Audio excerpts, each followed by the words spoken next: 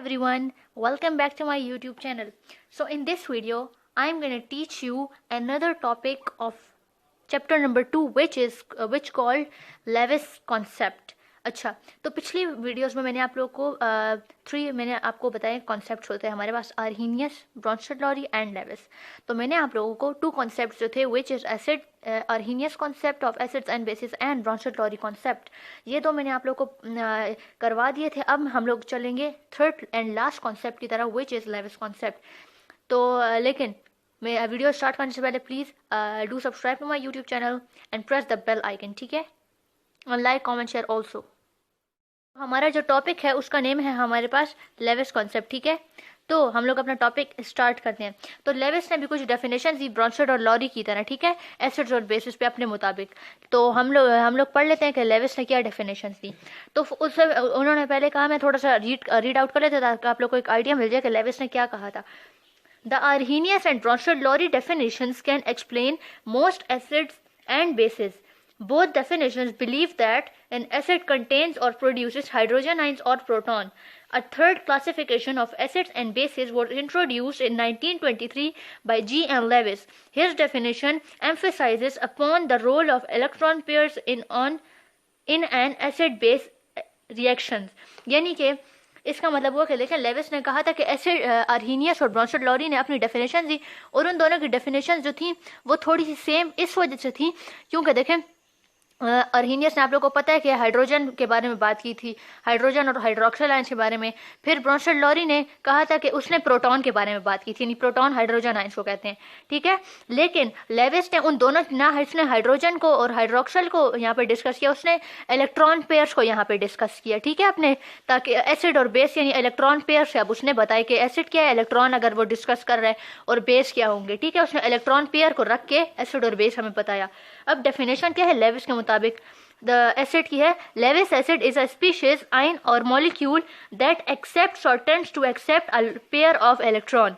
अच्छा, whereas Lewis base is a species, ion or molecule that donates or tends to donate a pair of electrons। यानी Bronsted Lowry और Arrhenius जो थे उन्होंने तो totally different जो थी कॉन्सेप्ट बनाई थी अपनी एसिड और बेसिस की, लेकिन जो है लेविस ने उनसे भी डिफरेंट बनाई है, ठीक है, क्योंकि उसने ना हाइड्रोजन पे अपना कुछ दिया है और ना प्रोटॉन पे, उसने दिया है डायरेक्ट, जो उसने चीज़ पे दिया है वो है इलेक्ट्रॉन पेयर।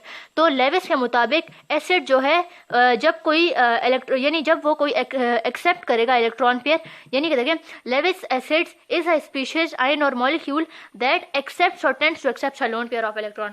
यानी कि लेविस के मुताबिक एसिड वो है जो कि जब वो इलेक्ट्रॉन पेयर एक्सेप्ट करेगा तो वो लेविस एसिड होगा, और जब इलेक्ट्रॉन डोनेट करेगा इलेक्ट्रॉन पेयर, सिर्फ एक इलेक्ट्रॉन नहीं, इलेक्ट्रॉन पेयर यानी 2 इलेक्ट्रॉन, तो इलेक्ट्रॉन पेयर जब डोनेट करेगा तो वो लेविस बेस होगा, ठीक है, लेविस के मुताबिक। तो acid is a acid is a electron pair acceptor and base is a electron pair donor, Lewis के मुताबिक, ठीक है। अब हम नेक्स्ट पे आ जाते हैं। अच्छा, ये 3 उसने एग्जांपल दी थी, ठीक है। अच्छा, इसके बाद क्या है, an acid base reaction involves the donation of electrons pair from a base to an acid and forming a coordinate covalent bond. यानी कि एसिड और बेस रिएक्शन में क्या होता है, involves the donation electron pair from base to an acid, यानी कि वही चीज़ के कभी डोनेशन होगी कभी एक्सेप्टेंस होगी, ठीक है, यही, क्योंकि लेविस एसिड जो है वो इलेक्ट्रॉन एक्सेप्टर है और बेस जो है वो इलेक्ट्रॉन पेयर डोनर है, ठीक है। तो यही चीज़ होती रहेंगी।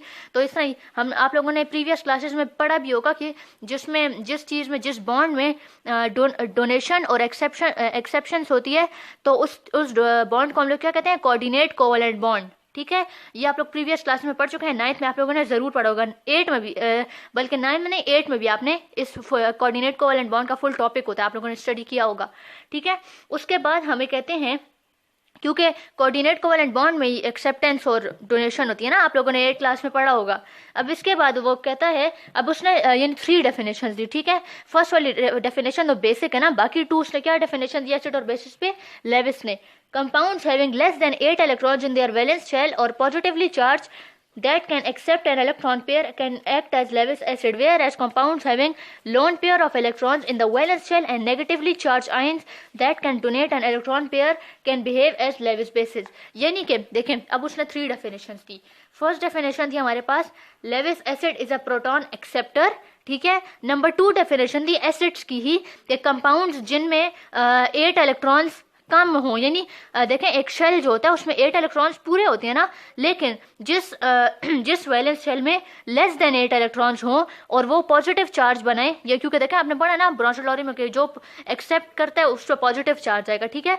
तो जब हमारे पास कोई एसिड जो है उसमें लेस देन 8 इलेक्ट्रॉन्स मौजूद हो एंड वो पॉजिटिवली चार्ज हो तो वो क्या होगा, और वो इलेक्ट्रॉन पर एक्सेप्टर हो, तो ये 3 डेफिनेशन किसको डिस्क्राइब करिए, लेविस एसिड. और लेविस बेस में वही ऑपोजिट हो जाएगी, लेकिन यानी कि जिस वैलेंस शेल में जो है 8 के 8 इलेक्ट्रॉन्स पूरे हों, यानी सही है, तो 8 के 8 इलेक्ट्रॉन्स हों और नेगेटिवली चार्ज आयंस बनाए वो, और वो इलेक्ट्रॉन पेयर डोनर हों, तो उसको लेविस बेस कहेंगे. देखिए तीनों कॉन्सेप्ट में डिफरेंस है, ठीक है. तो आप लोगों ने डिफरेंस याद रखना, क्योंकि ब्रोंशोलॉरी में इलेक्ट्रॉन एसिड क्या था, वो डोनर था, लेकिन लेविस में क्या हो गया, इलेक्ट्रॉन एसिड क्या एक्सेप्टर हो गया. ब्रोंशोलॉरी में जो था वो बेस एक्सेप्टर था, लेकिन लेविस एसिड के मुताबिक बेस क्या हो गया, डोनर हो गया. तो ये आप लोगों को डिफरेंसेस याद रखने हैं, ठीक है. तो ये हमारा लेविस एसिड कंप्लीट हुआ. एग्जांपल्स पे फिर हम आएंगे, ठीक है, बाद में. आप लोग देख सकते हैं कि मैंने आप लोग को फुल टॉपिक की समरी दे दी. तो अगर आप लोग को यानी मेरे अगर बोलने का कुछ समझ नहीं है तो आप लोग इसमें देख सकते हैं. मैंने तीनों जो 3 की 3 डेफिनेशन थी ना, एसिड यानी लेविस के मुताबिक एसिड क्या है और लेविस के मुताबिक बेस क्या है, तो जो 3 डेफिनेशन थी मैंने आप लोगों को इधर दे दी. आप लोग पढ़ के समझ सकते हैं कि अगर आप लोग को मेरे बोलने की कुछ समझ ना आई हो, ठीक है. तो ये फुल समरी है, ठीक है. आई होप कि आप लोग को मेरा आज का टॉपिक ज़रूर क्लियर हुआ होगा. अगर हुआ तो please subscribe to my YouTube channel and click on the bell icon also, and like comment share to my video and follow me on Instagram and like my page all about chemistry, ठीक है. Thanks for watching. अल्लाह हाफिज़. Stay tuned for my next video.